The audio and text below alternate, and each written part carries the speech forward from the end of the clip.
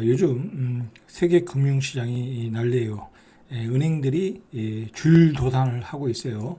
자, 어제도 크레디트 스위스가 자금난을 겪고 있다. 자, 그래서 유럽의 금융주들이 폭락했고, 미국의 금융주들도 계속해서 폭락을 하고 있고, 미국의 지역 은행은 몇십 프로씩 폭락을 하고 있고, 자, 우리나라 금융주들도 폭락을 하고 있어요. 그리고 우리나라 증권주들도 힘을 못 쓰고 있고, 증권주들도 다 영향권 안에 있어요, 지금. 자, 그 정도로 세계는 지금 경악을 금치 못하고 있다. 자, 뭐 때문에 경악을 금치 못하냐면, 36시간 만에 미국의 16번째로 자산이 많은 실리콘밸리 뱅킹이 망했다라는 거예요. 망했다. 자, 거기에서 모든 사람이 놀랬고, 자, 이게 스마트폰을 통한 예금 인출, 폰뱅크런이라는 게 신조어가 나와버린 거야.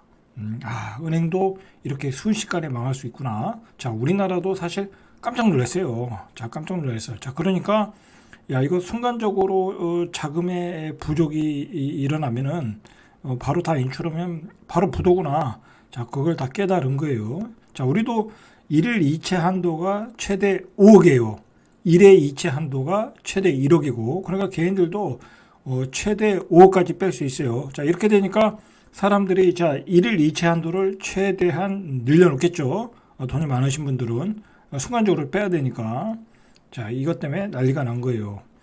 자, 근데 이제 이런 사건이 터졌는데, 미국과 우리나라는 조금 분위기가 달라요. 뭐가 다르냐면, 미국은 이런 문제가 터지면은, 이 미국의 그루들, 미국의 대표적인 헤지펀드들, 미국의 대표적인 금융 전문가들, 그 사람들은 이렇게 포스가 있어요.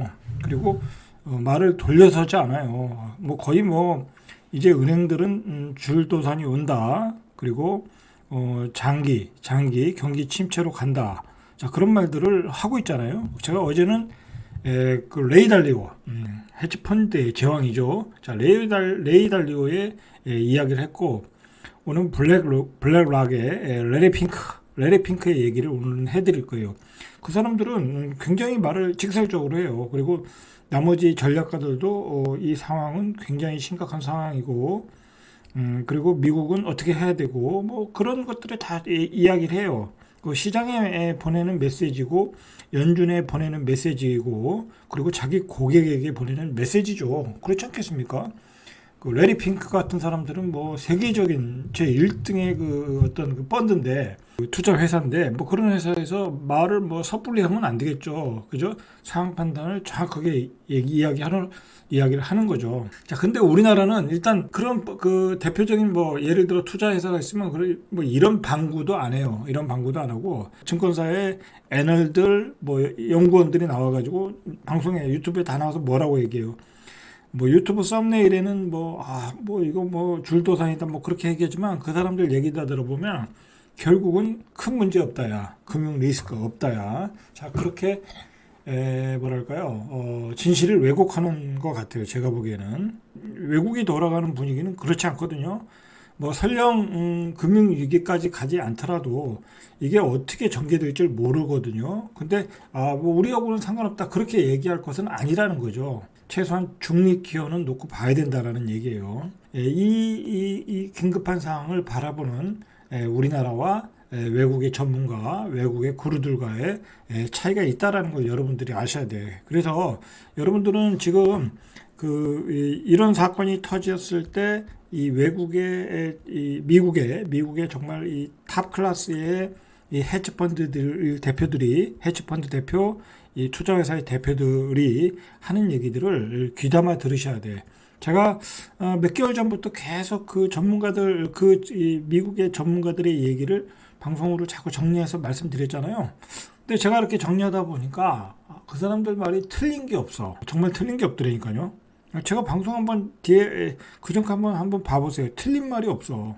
정말 주식이 여기가 꼭지다 보면 꼭지야. 꼭지. 그리고 금리 앞으로 계속 올라간다. 제가 누군지 모르겠는데 칼 아이칸이 몇 개월 전에 그때 연준이 금리를 많이 올려가지고 연준을 압박하는 미국 금융가에서 압박하는 그 표현들을 많이 했는데 이제 금리 그만 올려라. 뭐 이러다가는 뭐 다 망한다. 그리고 이제 뭐랄까요? 이제 경기 침체가 온다. 그러니까 금리를 그만 올려라. 막 그렇게 해서 파월 의장을 압박을 했잖아요. 그래서 이제 금리는 앞으로 동결할 것이다. 뭐 그리고 뭐 연말에는 인하할 것이다. 뭐 어쩌고 저쩌고 해서 막 주식을 올렸잖아요. 자, 그때 칼 아이칸이 뭐라고 그랬냐면 연준에 맞서지 말아라 이거야. 연준에. 제가 그거 방송도 했어요. 연준에 맞서지 말아라. 근데 뭐 연준이 어떻게 나왔어요? 결국은 요번에 실리콘밸리 뱅킹 사건 전까지만 해도 뭐 거의 뭐 요번에 빅스탑하고 거의 뭐 5.5는 넘었고 6.0까지 이야기했잖아요. 뭐 모건 스탠리의 그 대표도 CEO도 6%까지 얘기했잖아. 결국 이 사건이 터지면서 뭐 조금 베이비 스텝으로 줄어들었긴 하지만은 그 정도로 이게 상황이 심각하다라는 거예요. 그러니까 칼 아이칸이 했던 얘기도 맞아. 다 맞아, 다 맞아. 그런 사람들은 정말 그 어떻게 보면 우리나라로 보면 그 대기업 그룹의 회장 같은 사람들이잖아요.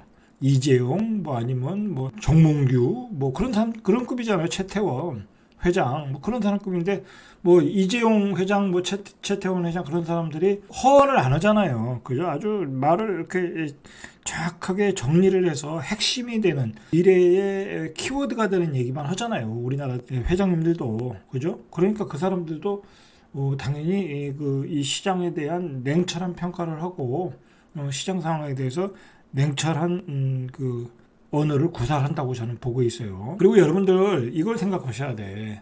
예를 들어서 작년에 뭐 이제 인플레이션이 9%가 됐잖아요. 그러면 9% 갔다 뭐 6%로 좀 빠진 거잖아요. 그럼 작년에 인플레이션이 뭐 9%에서 7%, 8% 올랐어.